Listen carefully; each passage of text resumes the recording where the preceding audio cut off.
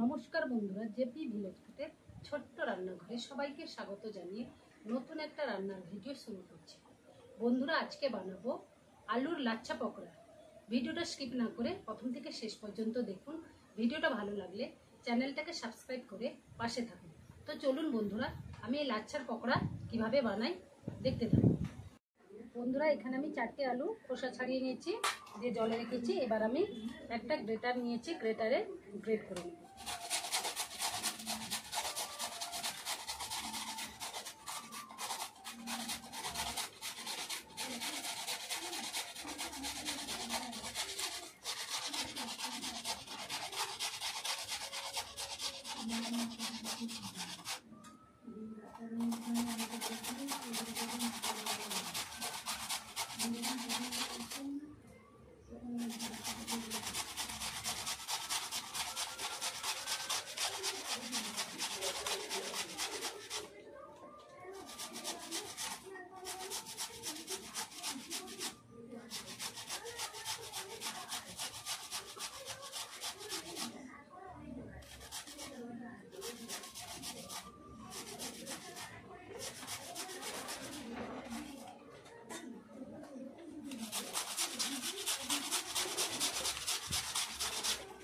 এইভাবে আমি সব আলুগুলো গ্রেট করে নিই।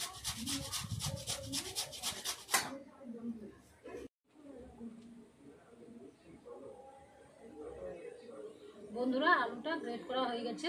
3বার আমি ভালোভাবে ধুয়ে নিয়েছি। দেখুন বন্ধুরা, আলুগুলো পুরো লাচ্ছার মতো দেখতে হয়েছে। এবার আমি এর মধ্যে 2টো পেঁয়াজ টুকরো টুকরো করে কেটে নিয়েছি। এবার এর মধ্যে দিয়ে দিচ্ছি।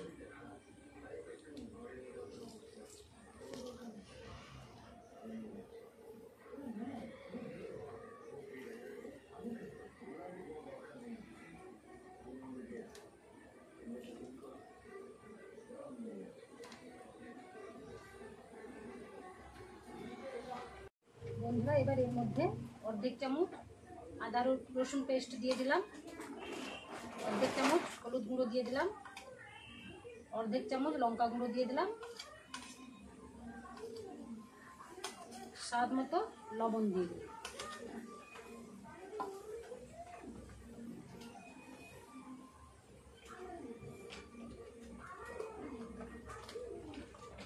এবার এর মধ্যে 1 চামচ গরম মশলার গুঁড়ো দিয়ে দিলাম,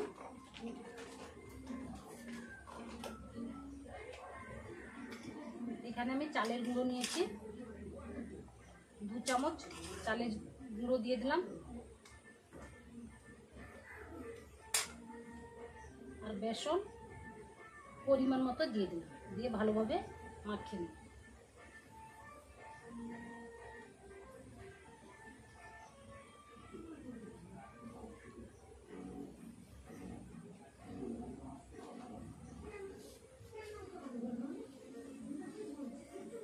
বন্ধুরা, গ্যাসে একটা কড়াই বসিয়েছি, কড়াইয়ের মধ্যে সাদা তেল দিয়েছি। সাদা তেল গরম হয়ে গেছে। এবার আমি আলুর লাচ্ছা পকোড়াগুলো ভেজে নেব।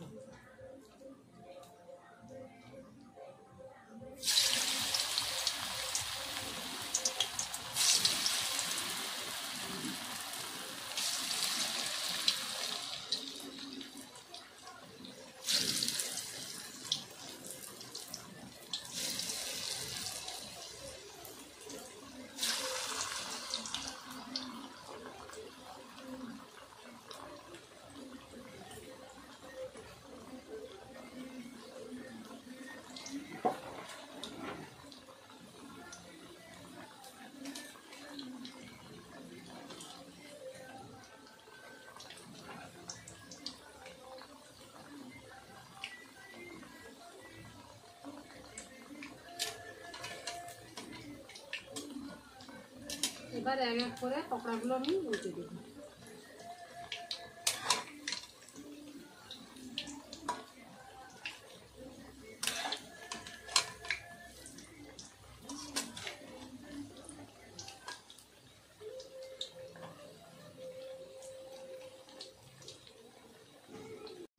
বন্ধুরা, পকোড়াগুলো লাল লাল করে ভাজা হয়ে গেছে।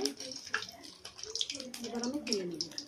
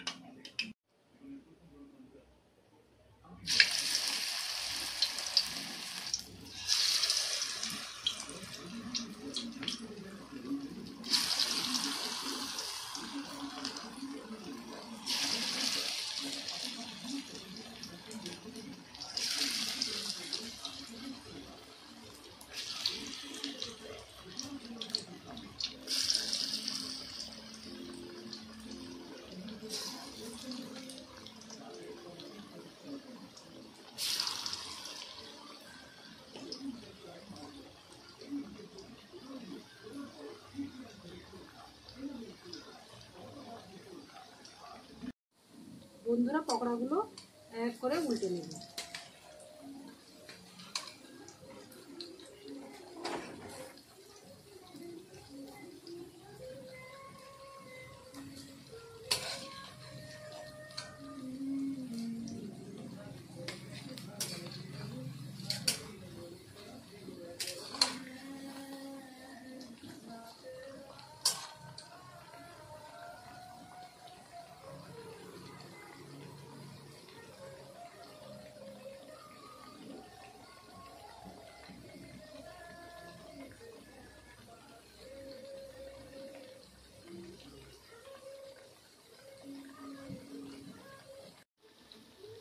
বন্ধুরা পকোড়াগুলো লাল লাল করে ভাজা হয়ে গেছে, এবার আমি তুলে নিই।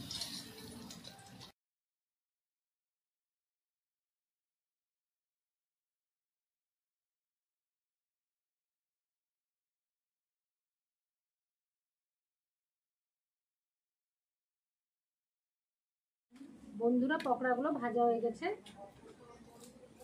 দেখুন বন্ধুরা পকোড়াগুলো মুচমুচে হয়েছে। একটা ভেঙে দেখাচ্ছি।